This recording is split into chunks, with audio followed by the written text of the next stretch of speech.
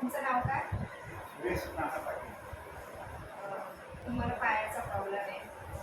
किती महिन्यापासून तुमचा थोडा थोडा पाय दुखत होता? हा, 1 महिन्यापासून थोडं थोडं दुखत होतं. आणि आता अचानक आता एकदम चित्त मग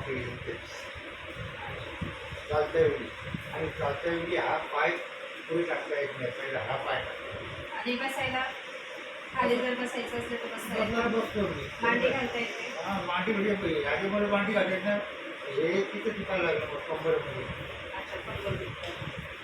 हे आणि याच्यामुळे इथे दुखतं. चालायचा स्पीड पण तुमचा खूप कमी झाला. कमी झालं एकदम कमी. आता मला चालता येत नाही. हा, आता त्यांना चालताच येत नाही आहे. म्हणजे ह्या पायावर जोड येतो म्हणून हा पाय पण थोडं थोडं आहे दुखत नाही, पण थोडं थोडं असं वाटतं की दुखल्यासारखं. मेन सुरुवात कधीपासून झाली? 1 महिना झाला असेल.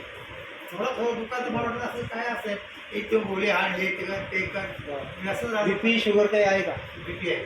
बीपी आहे, शुगर नाही ना? नाही, थायरॉइड वगैरे? थायरॉइड? बाकी काही बिमारी नाही. बा हे काय बीपी आहे, बीपीच्या गोळ्या जवळच असतात. बरं बरं. धन्यवाद. आता आमच्या इथे तुम्हाला सर रेडिओथेरपीचा पॉईंट्स देतील, म्हणजे किती प्रमाणामध्ये तुम्हाला फरक जाणून येईल.